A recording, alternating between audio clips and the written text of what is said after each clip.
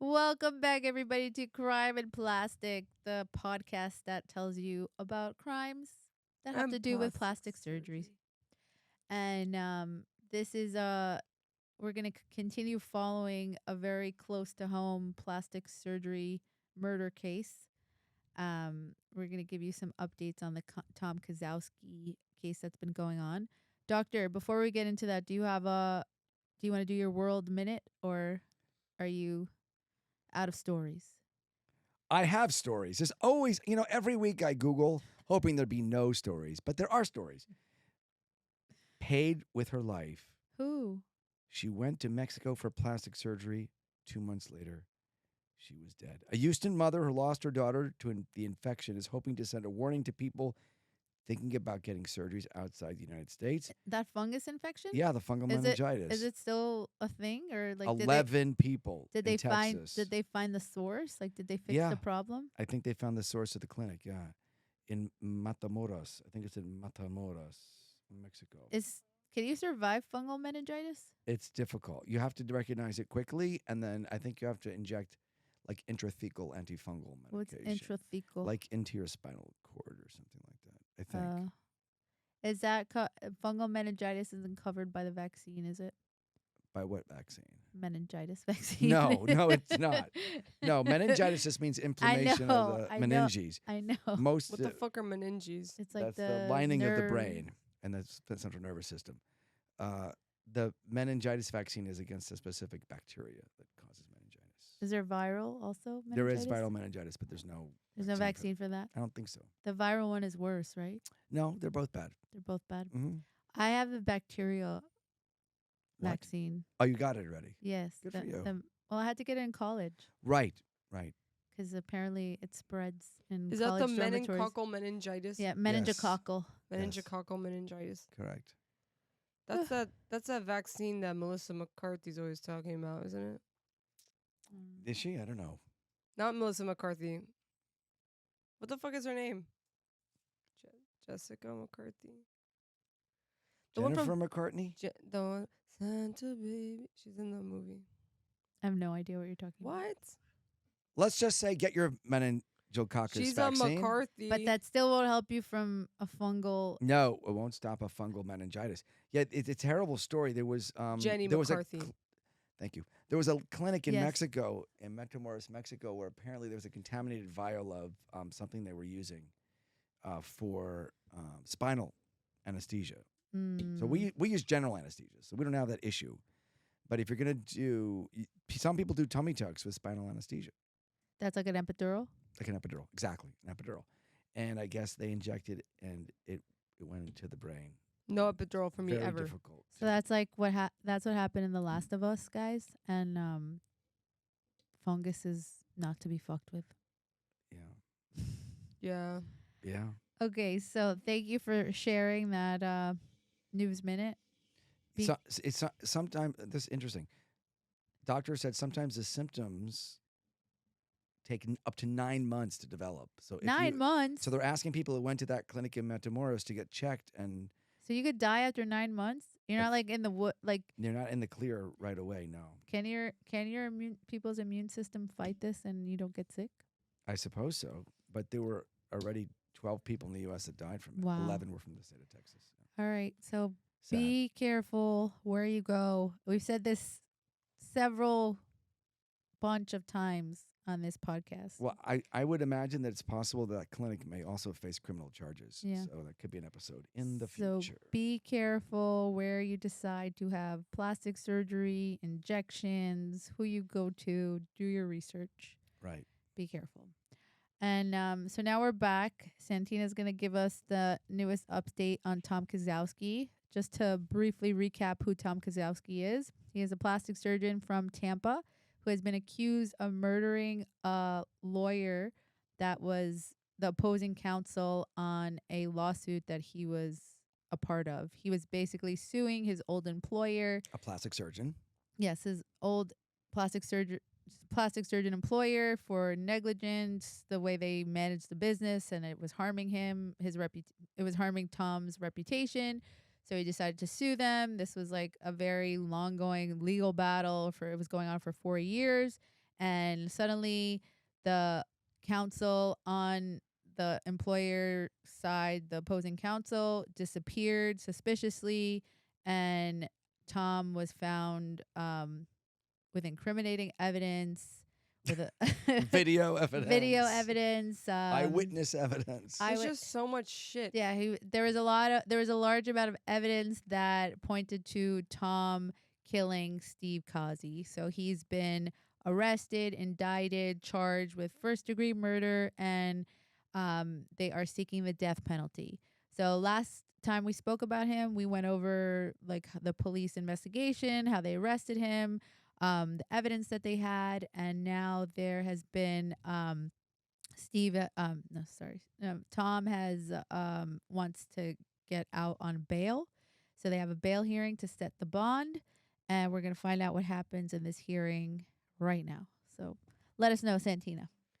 Wait, I want to briefly talk about because when he was arrested, there was like a what is it called? Like a burden of proof yes. or to get an indictment, and the evidence was like very little. Like really, all they had was that Toyota Tundra, and then they found blood, but they didn't know that it was like Steve's blood, whatever. Right. But since then, since he's been indicted and like pled not guilty, all this stuff, oh my god, the evidence that's come out against Tom is fucking wild. Like on his Amazon, they found, like I said, he had purchased 2 wagons. What do you do with the second wagon? In Miami. It's in Wait a Miami. minute. So if you didn't Maybe he listen- was coming down here. I know. Like, who is his victim here? if you didn't listen to the first episode, the morning that Steve goes missing, there's a figure next to a Toyota Tundra, and it's pulling a wagon, right? With a body in With it. a body in it. What they don't see the body, but they say that there's a bag. It looks like there's a body in it from the surveillance. Tom bought 2 wagons, one black, one red. The black one was sent to his Tampa location, and the other one was sent to his Miami home. When they arrested him, they recovered the red wagon from his Miami home, but they never recovered the black one. So he threw that out? He threw it with the garbage? I think he threw it with the garbage. Why did he throw out the murder bag? He's so dumb. He was a great surgeon. I mean, he's a great surgeon, a terrible murderer. But it's like weird because, okay, also when they found him with, at first they said that they just found him with the paralyzing agent, duct tape, You said something like brass knuckles. brass knuckles. Who uses brass knuckles? But they didn't find any like evidence, like they didn't find any DNA evidence on those things. They also later it came out that when they arrested him, they found that he was with his United States passport as well as his Polish passport, which is really important when he's asking to be let out on bail Yeah. before the trial, because Poland is in the EU, and the EU is the EU will not extradite someone if they're facing capital punishment in the United States. Oh. So the police are like, if he goes to Poland, we're fucked. Right. Right. Like, we're not getting him back. Did he buy a ticket to go to Poland? He didn't buy He anything. didn't make any travel arrangements. That just slipped his mind. Passport, check. Keys, check. Wallet, check. Tickets. Maybe no. maybe he wanted to buy it straight at the airport so they didn't have like a heads up on like where he was going. Do you ever do that? Have you ever bought a ticket at the airport? No, but I've never I murdered know. someone and tried to escape. No. Did they let you do His that? defense said, Of course they let you. You go to the ticket counter and you buy a ticket. And that's it. You just say, "I'd like a ticket to Poland, please." Just like they let you upgrade to business class at the counter and let you buy a ticket too. Nice. they also found him with $280,000 in cash, Oh, that's enough. which was not in the burden of proof to get the indictment. That's later what came out. Okay, so so they did the hearing. He wants what he was requesting. So basically, bail. he's requesting pre-trial release. Mhm. He wants to go home, and oh my god, Prepare his defense in the comfort of his own home, Yes. which is pretty common. I mean, people usually ask for bail. They I set don't- it like I don't think- high, I don't think and then it's they give so- you an ankle bracelet. I No. don't think it's so common in capital cases though to get bail. Oh, okay. So I'll tell you. Let me get my papers. Get your paper, Santina. Let's hear this bail hearing transcript. yeah. Where is it? What a dummy. I mean, Tom, we don't mean it. You didn't say your disclaimer this time. Reminds me of a joke while we're waiting for her to find the thing. I told it to you already. This guy in Soviet Russia calls the KGB. He says, I lost my parrot. I said, why are you calling us for the KGB? He goes, yeah, well, if you find him, I disagree with everything he says about Stalin.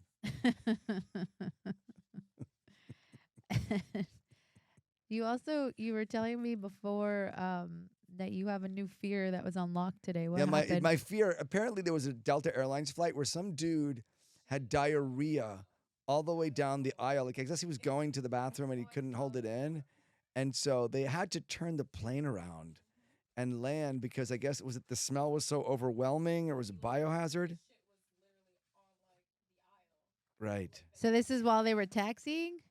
No, they were in the air. So they landed? Yes, they flew way back. They flew all the way back. W- Where were they leaving from? They were on their way to Barcelona, ended up in Shitsville. See, Santina, maybe sometimes people need to use that bathroom. Yes. I actually And we were Plane. just talking about how when you need to go to the bathroom, especially for diarrhea on a plane, you must go to the bathroom. And meanwhile, Santina said, no way, no how. And here, not a week later, we see an entire plane load of people have to get turned around and go back home because they wouldn't listen to Dr. Miami. You did actually say you'd rather shit your pants. I would be that person walking down the aisle like biohazardously shitting down. I Wait don't a know. minute, where were you last week? How Did you try to go to Barcelona? how old was the person? Was it older? I think they're going to keep that private for now since it Aw. was a medical event, I would imagine. So yeah, I guess so. They were over the Atlantic Ocean and had to turn back. Yeah. Where did it leave from? Atlanta. Atlanta? So they flew all the way back to Atlanta. Yeah. I'm. Did you ever have to land emergency landing for medical reasons? I did once. Let me think. You know what? I can't remember if it was me or a movie. I had to land once. I don't remember where I was coming from actually. Somewhere in Europe, and we had to land in Halifax because of like someone was having like a heart attack or something. Wow. Yeah, it was kind of crazy. That is crazy. Mm. Yeah, I've had medical events on planes where they've asked for doctors and I get up and I try to help or whatever, but they never landed the plane. Mm. No, it wasn't. I guess maybe we're closer to landing than. Okay, so Yeah. now I think we're more on the prepared. side of pooping on the airplane. Agree. Yes, I feel like that Use should the- settle the argument. Use the You toilet. guys are on that side still. I maintain my position. And that's why no one's going to fly with you, Santina. I told you this episode is brought to you by tight sphincters. That wouldn't happen to me. Okay, so we're after that interlude. Hope you guys enjoyed our ongoing poop debate.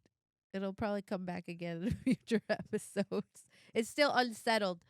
So we're at Tom Kozlowski's bail hearing. So, Florida actually has special laws in their constitution about pretrial release in cases that involve capital offense. Okay. Mhm. So, under Article 1, Section 14, anyone accused of a crime is eligible for pretrial release unless they stand accused of capital offenses.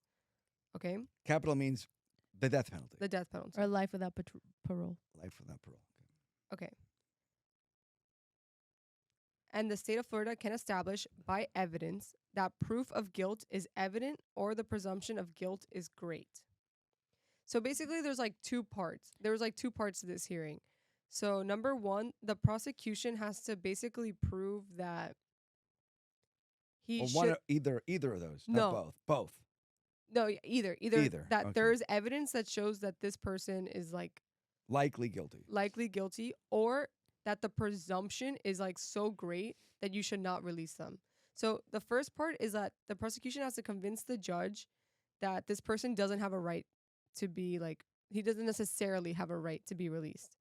But even if the judge says, okay, yeah, I'm waiving your like right to pretrial release, the judge can still rule to release them if the defense proves that they can be released and still keep the community safe and also not and ensure that the person is going to come back to court. Not gonna flee. Yeah. So Not gonna kill another lawyer or so a the- witness.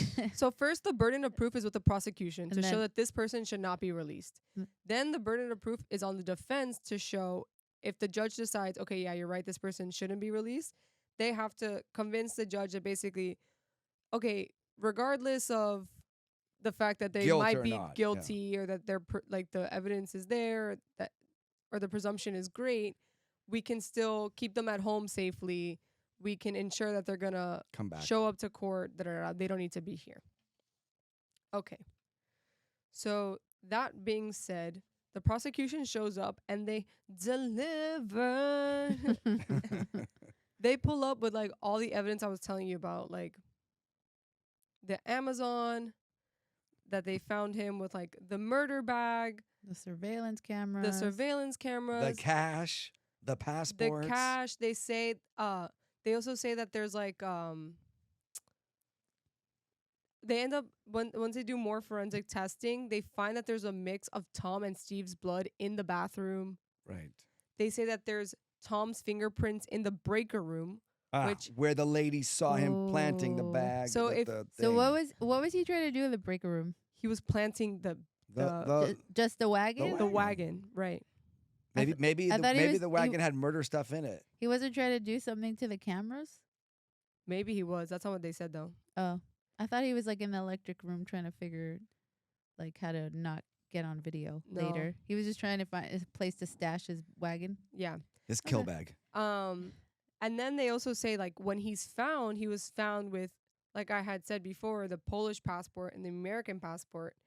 And if he flees to Poland, we'll never get him back because Poland's in the EU and they don't extradite people that are facing the death penalty in the United States. Did So the judge, sorry, I've just one question that I just eluded me. Shit, what was I gonna say? We were talking about the murder bag. Diarrhea. No, not diarrhea. Okay, continue, sorry. also the prosecution has 4 people testify. Mm. Is it Oh. 4? No, they have 3. Okay. They have Jake Blanchard come out and testify. Or no, they have 4, sorry. Okay. Oh, that's what I wanted to ask. But the blood in the car, did they process that and it was Steve's? Yes, they found Okay. that it Yeah, was Steve's blood should not be in his car. Yeah. There's like no No reason. logical reason. right. Okay. But then they also say that like, oh, Tom's fingerprints could be in the building because he'd previously been in the building before. Yeah, but blood in the car is But they said that yeah. access to the breaker room is not like typically open to the public, so there's really no reason for right. Tom's fingerprints Fingerprint. to be there. Also, the state goes ahead and like shows. It's so interesting how they did this. So first they have Jake Blanchard testify, who's Steve's old boss. Mm-hmm. And he has a lot of nice things to say about him. I got some quotes because we talked a lot about Tom, and fuck Tom. Poor Steve, guys. Yeah. I'm like so sad about Steve. So let's hear about like who Steve is and okay. what kind of guy he was. Yes, let's hear. Really is really sad. He's just Senseless. he's just a lawyer doing it. Like it would make more sense if he killed his old employer, not poor Steve. So Jake Blanchard met Steve at some professional kind of networking event Mm-hmm. where people in all different types of line of work would like come, they would do a little speech, like talk about what they do, da-da-da, and then there would be like a social hour. So Jake Blanchard was coming in to like, he was there just like substitute for his friend who was supposed to go. And he ended up seeing Steve do his little speech and he thought that it was like so funny and witty. And so afterward, he like went up to him during the social hour. They exchanged information and they went like their ways, but they ended up being friends on Facebook. And Steve was working in family law. Steve was working in family law, but and then at some point in like I think 2017 or 2018, he wrote on Facebook that he was looking for a new job. So Jake Blanchard reached out to him and he was like, "Oh, like let's get some coffee. Let's talk about maybe you working for me." And so long story short, Jake Blanchard hired Steve to be his sole associate. Blanchard Law literally has 3 employees. It's their paralegal, Jake, and Steve. So they were super tight. He said that like him and Steve ended up becoming like really like best friends. They worked really close together, and that even though it was his law firm, ultimately all the cases were him. He trusted Steve like entirely Right. to like take point on these cases. Where and did Steve go to law school, and how old was he? I don't know either one of those two things. He always has a question that you.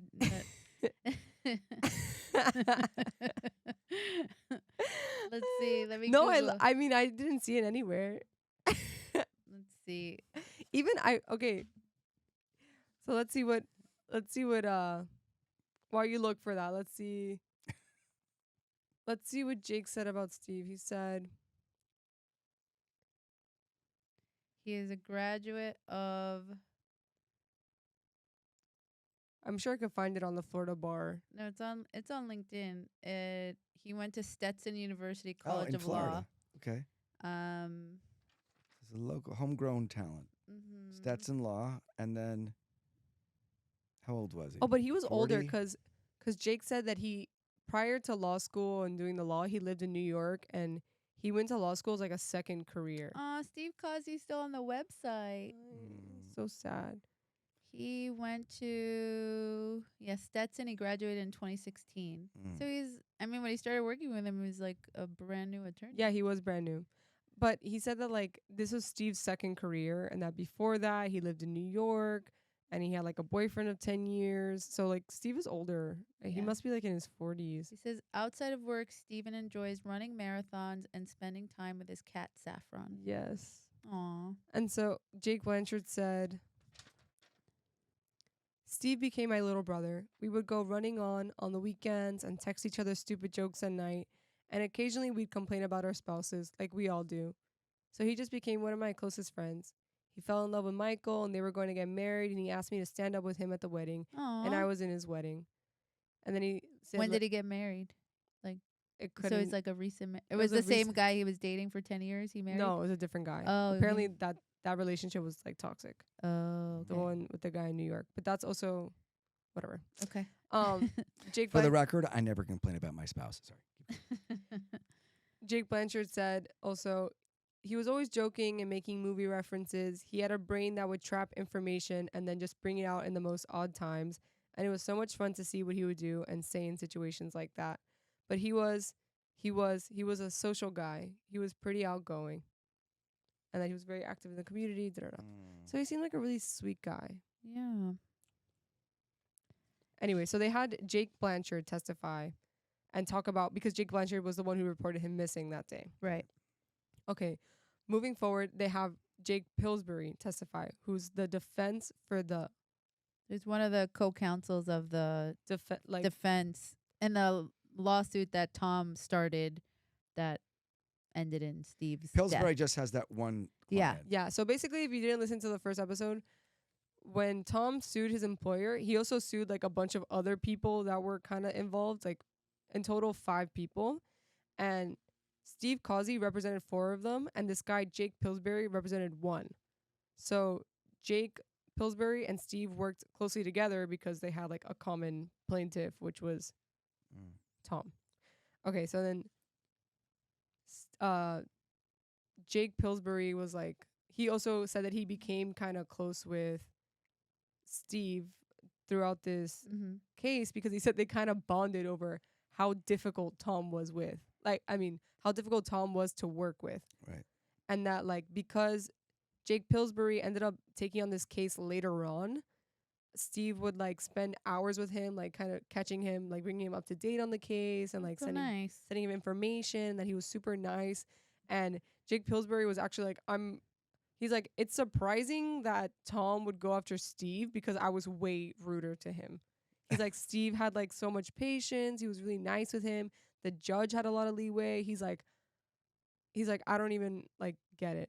Also, Jake Blanchard said, the boss, Steve Causey's boss. So in the last episode, I referenced this deposition that happened where Tom was taking this person's deposition and Steve and Jake Pillsbury kept objecting and Tom got really frustrated. So they ended up taking a break in the middle of the depot and Steve went to the bathroom. Tom followed him, called him a scumbag. Right. He said, I'm going to win either way, like one way or another, I'm going to win. And when Steve got back to his desk, he texted his boss, Jake Blanchard, like, "Oh my God, look at what Tom just said to me in the bathroom."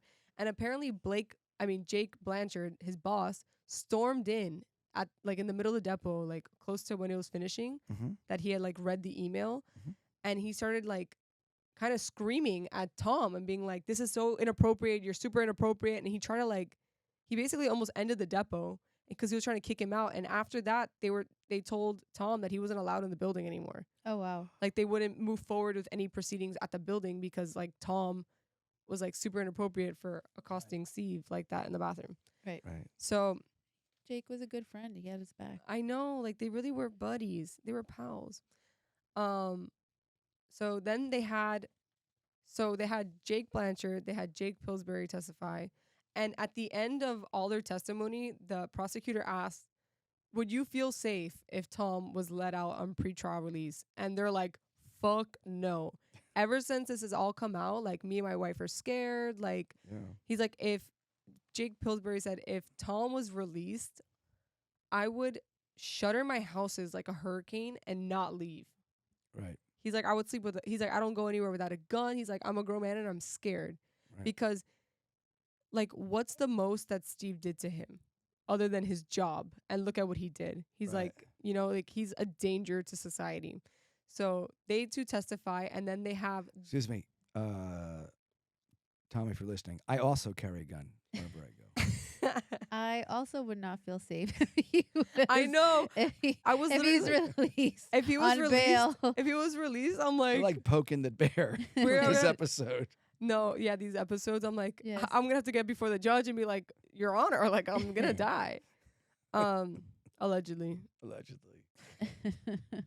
So then the third person they had testify was the woman who saw Tom in the breaker room the week Yes. before Steve went missing. The one who cleans the bathroom for the other half of the building. Right. So if you didn't listen to the other episode, a week before Steve went missing, aka Tom killed him allegedly, this lady who works in the building said that she got there super early and she opened up this breaker room because she was trying to fix like the lights to be in accordance with the time change. Mhm. And when she opened the door, there was a man in like a casual shirt and jeans. And she was like freaked out. She like closed the door again and then she opened it and she was like, "What the fuck are you doing in here?" And he was like, "Oh, there was a power outage reported. Like I came to fix it." And then he like scurried off. And she ended up like following him. She saw that he got into a Toyota Tundra. Right. The With car- New Jersey plates. with she New was. Jersey- She turned out to be a key witness. She really did. And this is crazy. Like I don't think I would have done this, but if you listen to the last episode, you know, but she says she listens to a lot of true crime or whatever. So when she saw the guy get into his car and how suspicious he was, and then it also occurred to her that she had already seen him in the building previously, she began to think that he planted something, that he planted like a bomb or something in the air vents. So she called the police and she filed a report Mhm. about that guy being there, which later we find out is Tom because they found his fingerprints in the breaker room. when they call her to testify, does she identify Tom as the man she saw? Yes. Oh. Yeah. That's pretty clear cut. Yeah. Yeah. Does the defense offer like any rebuttal to these witnesses or like what they're saying? So the defense rebuttals every single witness except for the last witness, which was Steve's husband, which makes sense. Like they don't want to look like they're Mean. like attacking Right. this missing man's husband. Right. Right. But yeah, their rebuttal like offers fucking nothing. Like with Jake Blanchard, the thing that they kind of try to get across is the fact that Steve was in recovery from Right. like alcoholism. Mm-hmm. And he was like, "Surely if you're his friend, if you guys are this close, you know that about him." And he's like, "Yeah, like." Oh, and then also recently, like in the months leading up to all this, Steve had started taking like anti-anxiety meds. Mm-hmm. And Jake Blanchard had been like one of the people to tell him like, "Oh, you should go talk to someone." Like, so when they have the fourth testimony is Steve's husband, Michael, and he says that like Steve would come home and talk about him, and they referred to him as like the crazy doctor because of like how wild he was, and he never knew Tom's name, but he said like he could tell that it was like stressing him out. Also, Jake Pillsbury's wife, the other defense guy, his wife literally was like, I don't like that guy, like be careful. Um How did Jake Pillsbury's wife know about that guy? because Jake Pillsbury knew all the shit that was going on with how Tom He would tell acted his in wife. the lawsuit, and he would tell his wife, Got it. and his wife was like, I don't trust that guy, like I don't feel comfortable about this whole thing. And they were saying this for months, like, Wow. and then also Michael. Is there any evidence that he did other things besides this to these people? What do you mean? I don't know, slashing tires, gaslighting them. I mean, it sounds No. like he was I mean, it's hard. sort of like planned all kinds of crazy. We'll see crap. what the prosecution comes up with. It doesn't sound like he's pleading this out, so they're gonna do a deep dive into his background. Yeah. I'm sure some violence will come up. I don't think you go from 0 to first degree murder. I don't know. They say Not he even. has This is like 0 to 1 billion. Yeah. also with Jake Blanchard, they try to like discredit him because at first the prosecution asked Jake like, "Oh, so the day that the day that Steve went missing, the police asked you like, do you know anyone who would try to harm Steve?" And Jake Blanchard said, "Yes, Tom Kozlowski." Right. So then the defense came in and they were like, "Are you aware that you were being recorded during that conversation throughout the entire interaction through body cams?" And Jake Blanchard's like, "Yeah." He's like, "I'm not sure I'm aware, but I'm not surprised either." Right. And then the defense is like, "So did you say that Tom is someone who would harm Steve? Or did later on when they asked, is there an attorney that he's been having Right. issues with, did you say Tom?" Right. So they kind of try to like, they basically went in there trying to like muddle. So was kinda it the water. first name he thought of? It was like Right. 10 seconds later he thought Yeah. of him. They were Right. like, the defense was like, you didn't immediately say that Tom was someone who would hurt Steve. You he had to think were about prompted by the police when they asked a second following it. question. Splitting hairs. Yeah, so they like, the defense kind of just comes in there and like tries to muddle the water with the lady who saw Tom in the breaker room. Yeah. She first identified Tom when Tom was arrested. Not Oh. not at the police station, but when he was arrested, his photo was all over. Right. And another girl who works in the building came up to her and was like, "Oh my God, this guy was arrested in connection with Steve." And then she was like, "Do you think this is the guy you saw in the breaker room that day?" Uh-huh. And she said yes. Right. So then the defense is like, "Well, do you watch the news?" Right. So the defense is trying to basically insinuate that like She's not really sure. she wasn't sure. She She in her just, mind maybe like made a memory of it being Like, that person. because she didn't identify Tom as the person who was in the breaker room before Tom was publicly arrested. Right. They're saying you've been unconsciously Influenced. persuaded by Yeah. the news. Right. But she's like, I don't even watch the news. I don't like- even wear underwear. She was like, the first time How I can even those be my saw, underwear? she's like, the first time I even saw Tom or any of this stuff was when that girl from my building showed it to me. Like the Right. girl in the building, which was 2 weeks after he had been arrested. So she was like, I don't watch the news. Like, Do you know the reference I was just making? Just as an aside, do you watch Making a Murderer? Making a Murderer on Netflix. It's No. a great true crime thing. There's a new season out now called Convicting. I think called Convicting a Murderer, or something Mhm. like that. So it was 2 seasons of this guy in Wisconsin. It's a great documentary. Okay, I'll watch He it. was originally falsely accused, and then he What's got it let out called? of jail. Making a Murder? Making a Murder. I have a- It's have my great, great. Anyway, there's a great scene like in the first season, right, where he's accused of murdering this lady, and they said they found bloodstained underwear, Mhm. and the defense, straight out of like The Simpsons, goes, "It's completely impossible. Stephen Avery doesn't own any underwear." but it It's actually, like the dumbest, When you- craziest ass defense. but it does seem like he wouldn't know You watched it? Yeah, It does Stephen Avery. seem like it, but still, and that came up in court like that. Also with Jake, so another one of the defense's tactics with Jake Pillsbury was that everything. Also, these hearings, by the law, they're allowed to, like, in testimony, they're allowed to allow hearsay. Yes. So, What do you mean?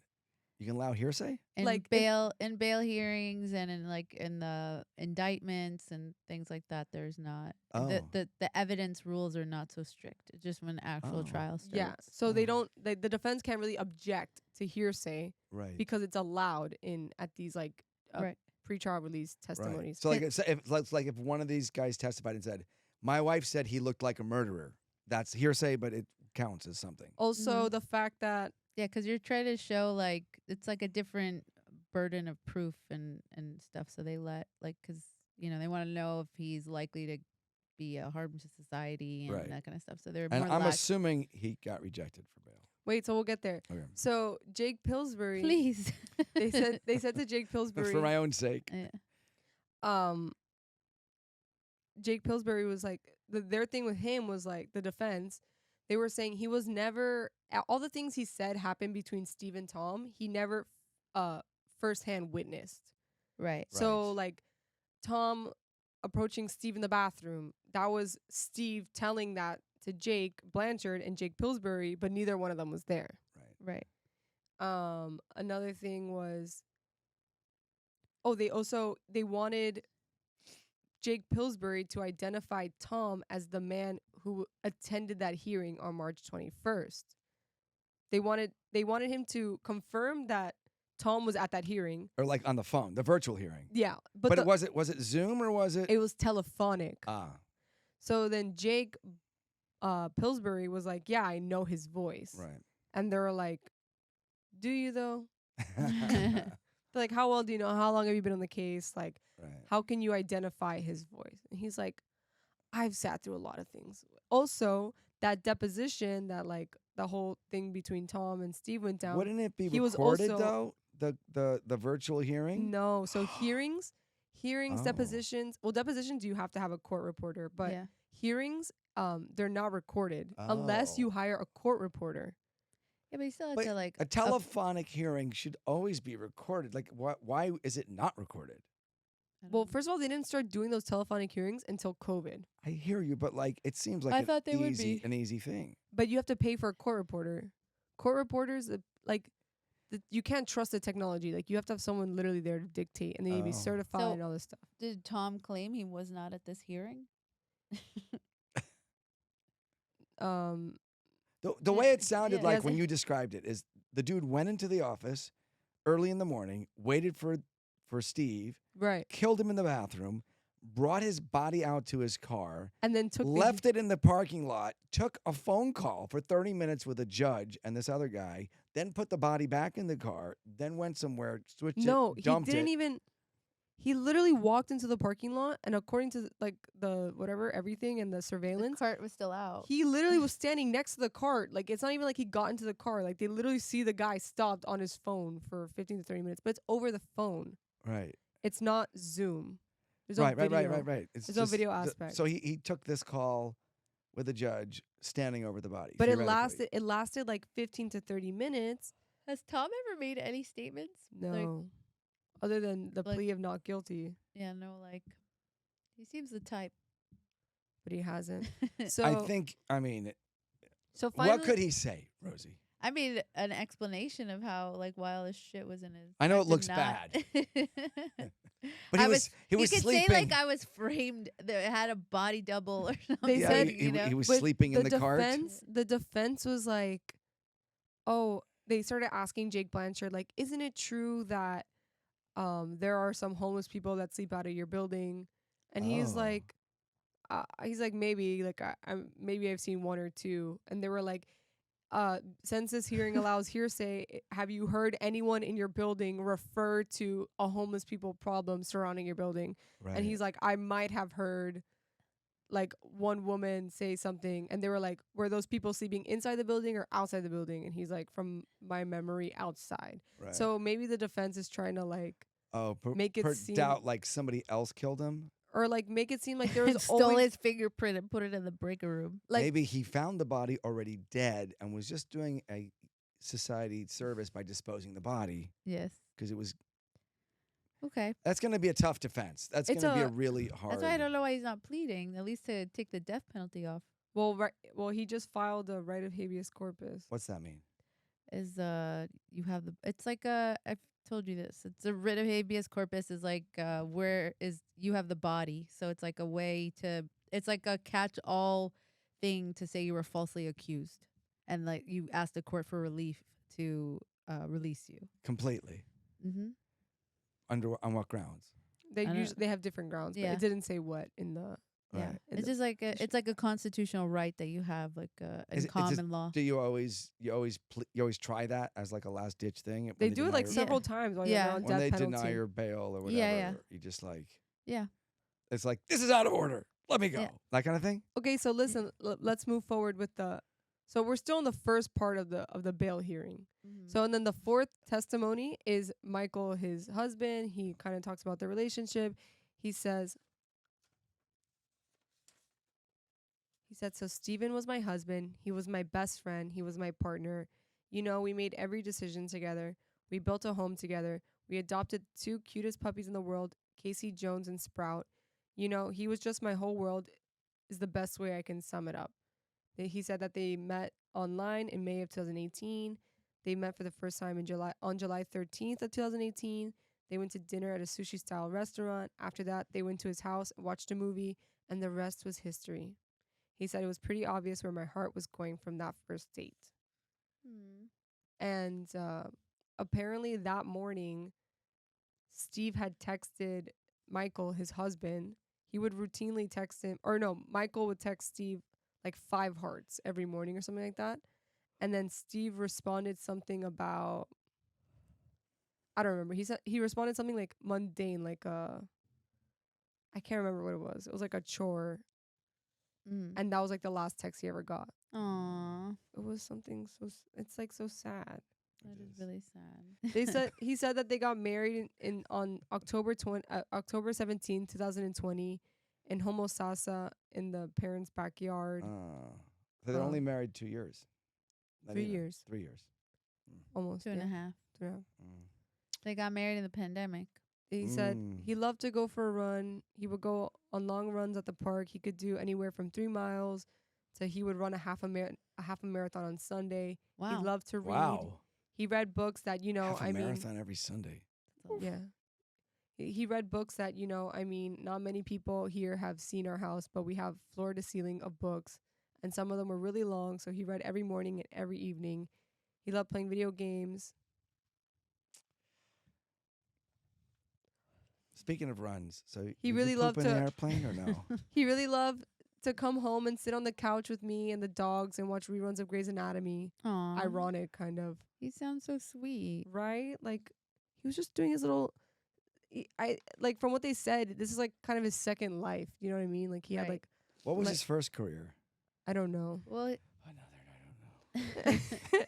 well, They he don't was say. he was an addict, an alcoholic, or some sort of addict, and in a toxic relationship. So it sounds Right. like he had a really bad 10-year bender, Right. and in New York. and then he got himself down to Florida. Then he got himself together, went to law school, Married. met Michael, got married, And then had Yeah, the worst like, fucking opponent possible. made a in nice s- community for himself. Yeah. That's a simple civil suit. you know? Yeah. Like you'd think if you're a criminal defense attorney or you're Right. a prosecutor, right. you make enemies with real bad people. What they said was like, they said it was ironic that this had happened to Steve in civil law because they said he worked in family law previously, and typically family law was uncivil and civil law was actually really civil. Like the Right. people were, right, Yeah. right, right. they were used to more. Yeah, family law is like bitter divorces Yeah. and crazy So they- custody battles. They said it was kind of crazy that had happened. so weird.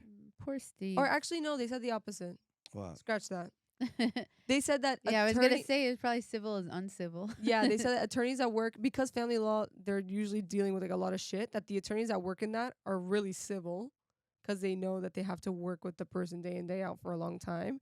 And that in civil law, they're actually really unhinged. Like they get more aggressive and things like that. Oh, Interesting. Mm-hmm. But he said With like each other, you're saying, with the lawyers. with the lawyers. So the counsel in family law is civil, Yeah. and the counsel in civil law is Uncivil. Uncivil. like families, basically. Yeah. So actually, that's what they said about. They fight like families. They said so he that he had a family law background, so he was very cordial. Like he had a lot of professionalism. Right. Like Right. he wasn't like he wasn't used civil attorneys. to on this the crazy world of Civil civil law. battles. Right. But even then, Jake Blanchard said like even though you would say like that they're uncivil like as a joke, it was never It's never really- murderous. it was never personal. It was like motion play, kind of like they would file like they were like if your deadline was August 30th at August 31st midnight and 1 minute, they're filing a motion against you. Like kind of like that. They're not like it wasn't a personal thing. It was that they would be like vicious and kind of aggressive in the law, but not Right. really personally, right. which was Tom's whole thing. Also, Jake Pillsbury said that I forgot to add this, that another reason Tom kind of had this whole thing about Steve was that he believed that Steve was falsifying documents in the civil lawsuit. Oh. And he had filed a bunch of motions about it and brought it before a judge. And like the details of it are basically Tom was requesting these invoice dates from his old boss, like his old employer, Right. like these invoices from patients that are down. And Steve was trying to get them for him, whatever. Eventually, Steve gets him the invoices, and the dates are not the same dates as what Tom has on record of like the patients getting surgery and da-da-da. But what it was is that the employer didn't have original copies. So they would have to go like basically reprint these invoices. So and it would when have the print date instead it would of have the the actual print date. date instead of the invoice date. Oh. And so Tom that they were like that Steve was falsifying. Right. So he was filing all these motions, but Jake Pillsbury says even if that was true, that these documents were falsified, it wouldn't be Steve that was doing it. Right. It would be his old employer. It's weird. Weird. Yeah. Very weird. His And- fixation on Steve is very weird. It was weird. Did he have like maybe he can like plead mad cow disease or insanity or something? Like so stupid. He I told the court that Steve was guilty of forgery, that he didn't draft any of those whatever. And the court this is what he said, like that the court was gave him so much leeway. Like the fact that a judge would even entertain that was like ridiculous to Jake Pillsbury. Right. So yeah. So anyway, after those 4 testimonies, remember the prosecution has the burden of proof. Right. So they bring out these 4 people to talk about like what all happened from start to end. And also they submitted a bunch of affidavits from like police officers and Mhm. like All the crime scenes, evidence, all evidence. They yeah. brought it, everything. And then they said like 2 things need to be proved. Like or not 2 things, but like a couple things need to be proved. And he's like, one of the things that we were proving by bringing these people to speak is that he's a danger to the community, because community is like defined as more than 3 people who aren't related or connected in any way. And he brought 4 people who aren't related or connected and said they Oh, all 4 felt danger from if Tom was released. That's interesting. You know that? No. I did not know that. It was so like at the he said that Right. The prosecution was on point. the prosecution was on point. And what's so funny is that Tom came in, the prosecution had 2 attorneys. Tom came in with 5. Really? And what I saw was like he has 3 different law firms that filed notices of appearance, basically a notice that they're representing him in the criminal case, meaning he has 3 different law firms representing him all at once. So he has 5 he had 5 lawyers there. Is there a video of this hearing? There's like the news was there and they Right. released like snippets so you can see like But what you have the whole transcript. these are the transcripts. Damn. But the full video is not on the docket. But you could see, like, if you look it up, you could see, like, the people's faces and what they look like what Jake Pillsbury looks like, what Jake Blanchard, what Is Michael there a looks trial like. date set for this? So Tom's defense waived. Okay, so they waived a speedy trial. What Because does that mean? speedy trial means that it'll happen fast. You have a right to a speedy trial. It's one of your Right. 10. But you can waive it, meaning you can push it off. Yeah.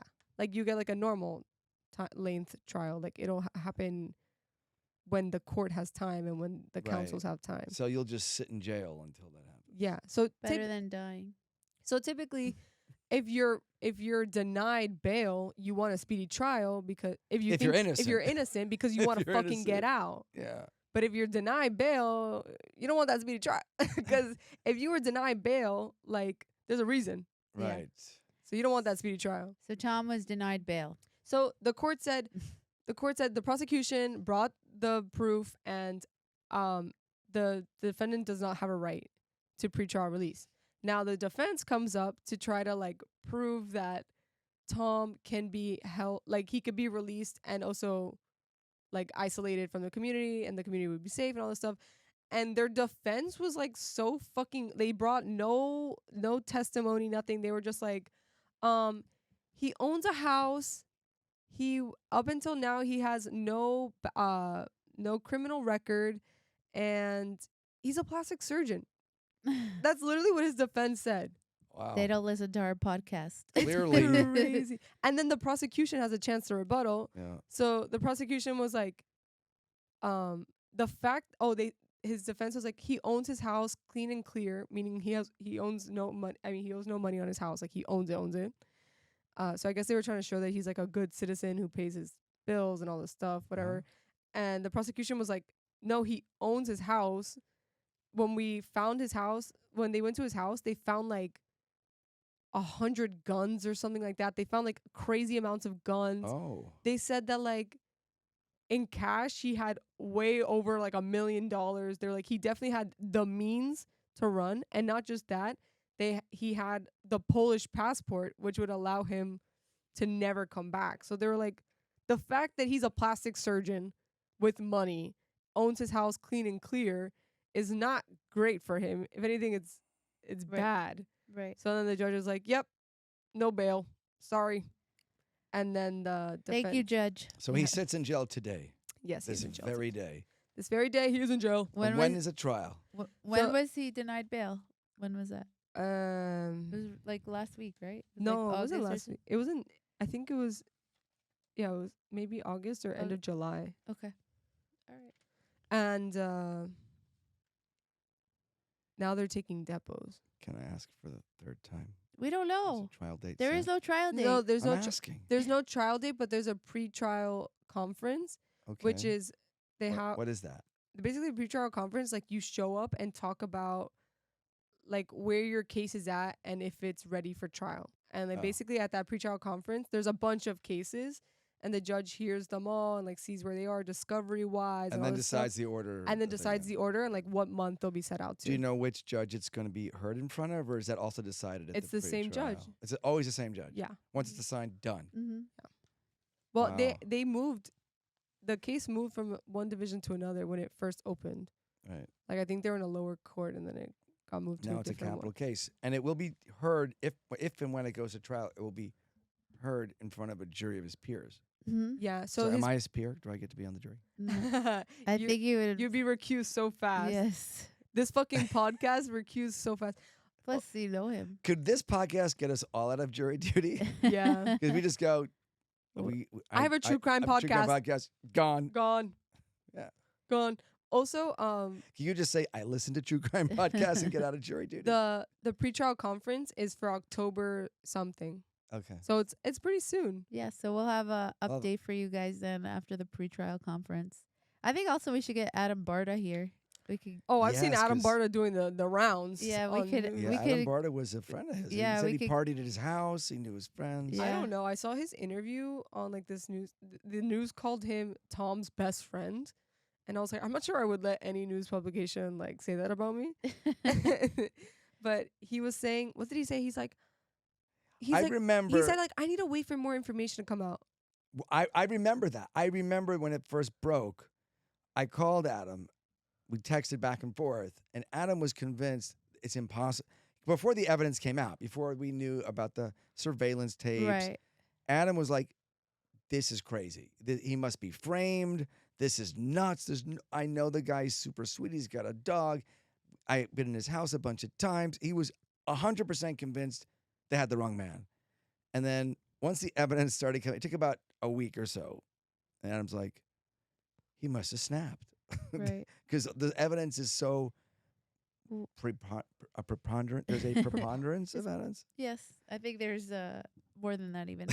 So yeah, we'll Wait. Adam, we're gonna call you. I just wanted soon. to say, like, I just don't understand. Like, the only thing that makes sense in my mind as to like how he thought he could get away is like, I feel like he was hinging on the fact that there was no body, that he like, Yeah, but even the disposal of the body was sloppy.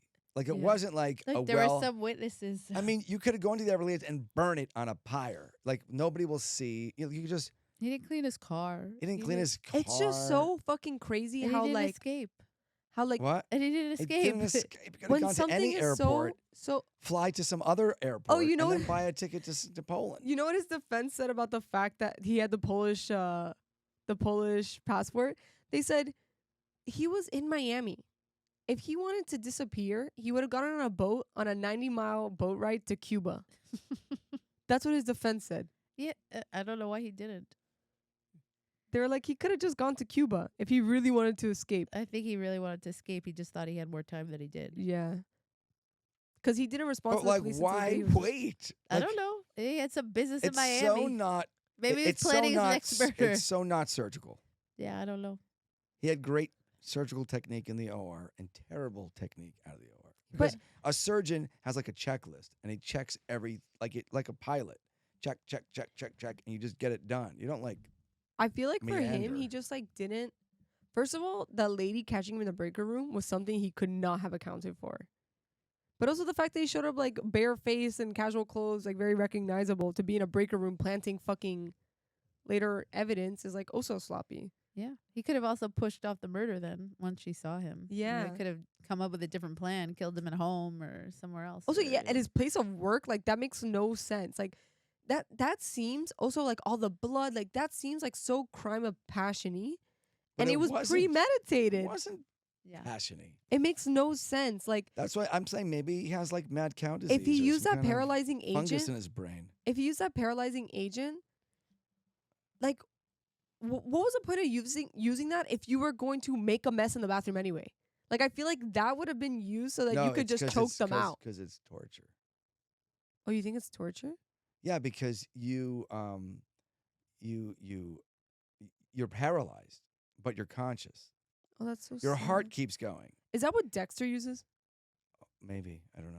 Probably. Yeah, no, you're paralyzed. You just and like, but you're conscious until you Can't breathe.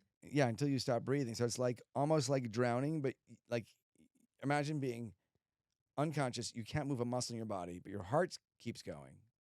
You know what I mean? You see what's coming. And you see too. what's coming. He can go right over your face and go like, "See, I win in the end." And you're like, Oh, that makes me so sad. "I know it's a horrible way to go. Horrible." It makes no sense. Like And you could keep them alive as long as you want. Like you could bag them with if he brought a respirator, you could theoretically make Yeah, but he didn't. make him. I'm just saying, but like Right. those are the thoughts of a psychotic. psychotic, Dexter-like person. Right. You know, well, Dexter why was that kinda and not a humane. gun? A gun, obviously, a gun is messier. Right.